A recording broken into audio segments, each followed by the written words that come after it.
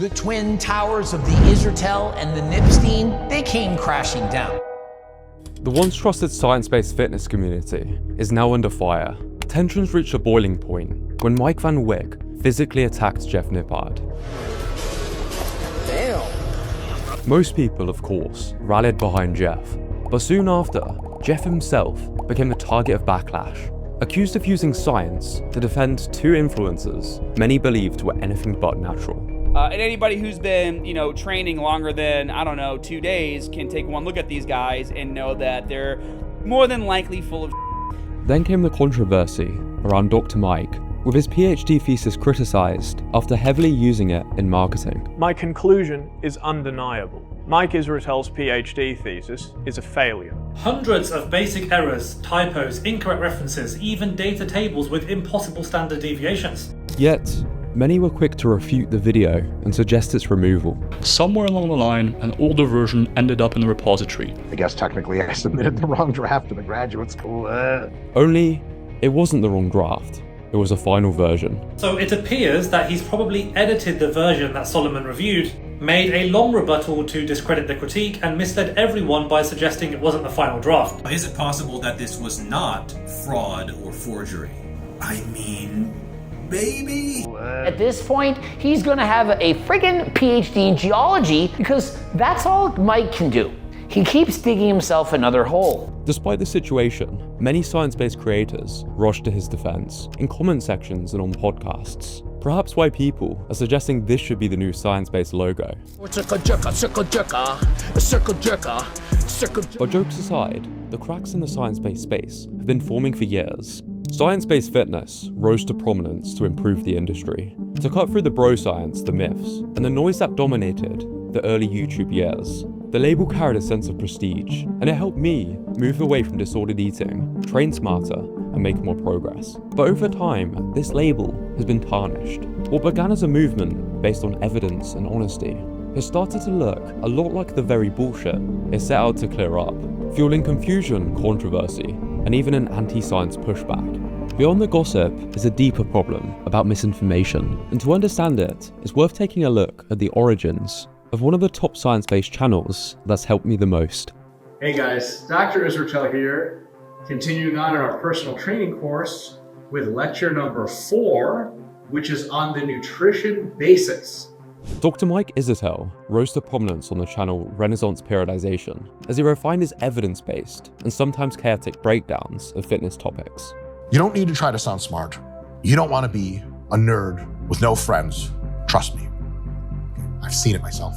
Renaissance Periodization stayed relatively niche for years, but it built a loyal following amongst the more hardcore people who were tired of the bro science, and it was honestly refreshing.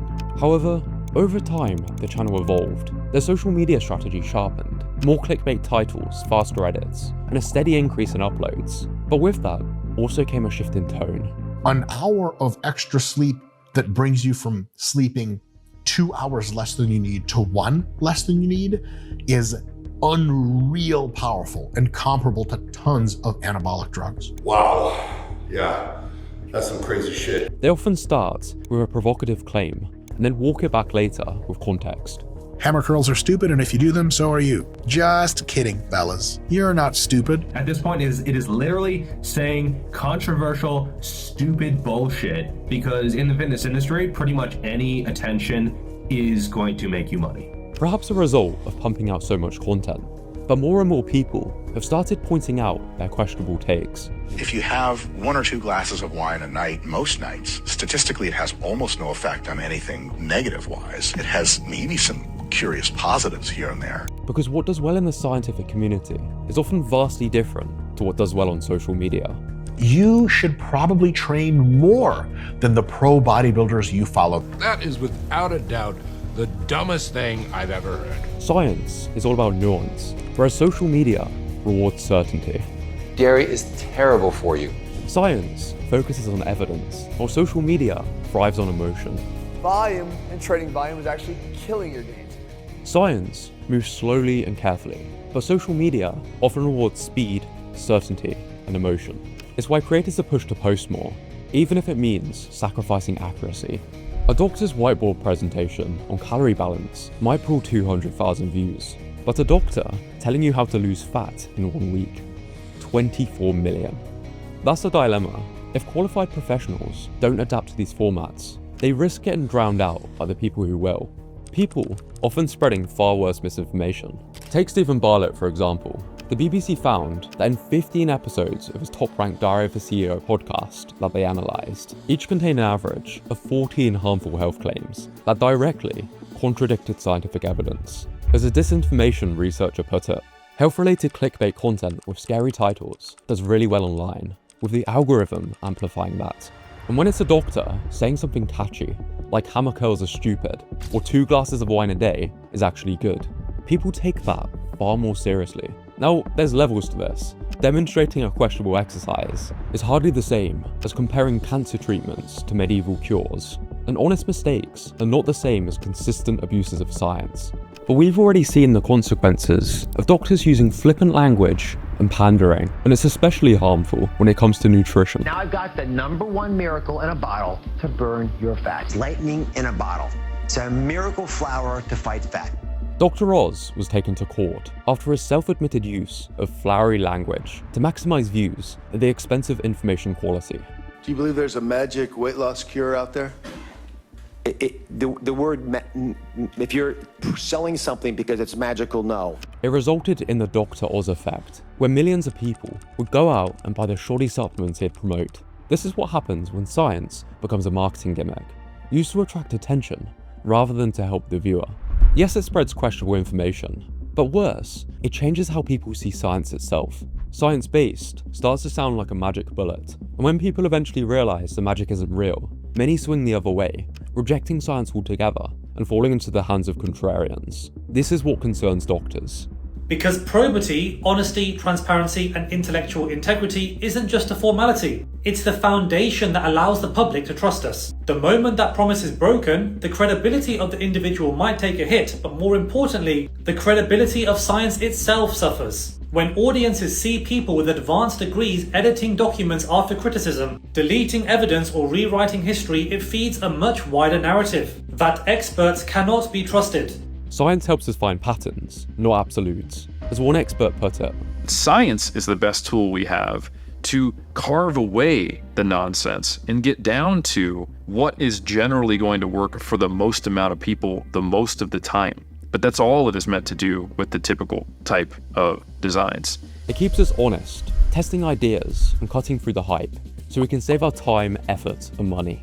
But too often, that nuance gets lost in the chase for clicks. If you call yourself an educator, be worthy of that title. Admit errors, show your process, protect the truth and not your pride. Luckily, there's ways to spot misinformation in podcasts, TikToks, and YouTube videos. But first, it's worth looking at the sometimes sketchy research that this misinformation can stem from.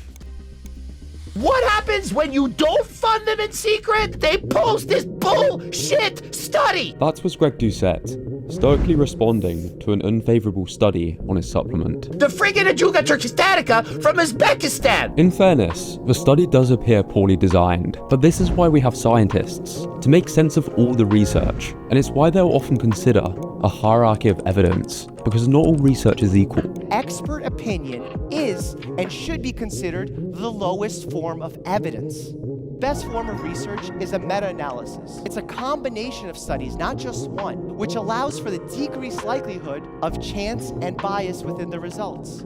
There's thousands of supplements, batshit crazy diets, and training methods being promoted by people based on their own opinions or a study on 4 mice. In fact, some studies are outright sketchy and end up getting retracted after other scientists called them out. Then there's the problem of supplement companies funding their own research. This doesn't always mean instant corruption, but sometimes it's purely used so they can make bold scientific claims about their proprietary products.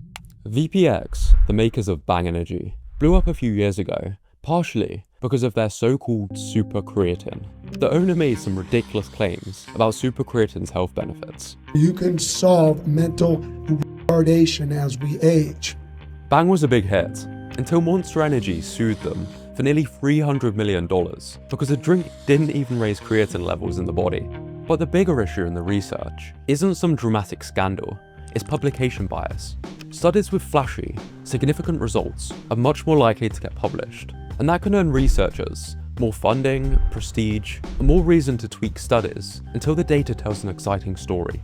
But even when intentions are good, the methods still come with limitations. Take EMG studies. They measure muscle activation, not muscle growth. Yet some influencers treat them like gospel. Then there's DEXA scans, often treated as a gold standard for body fat assessment, even though they can be hilariously off.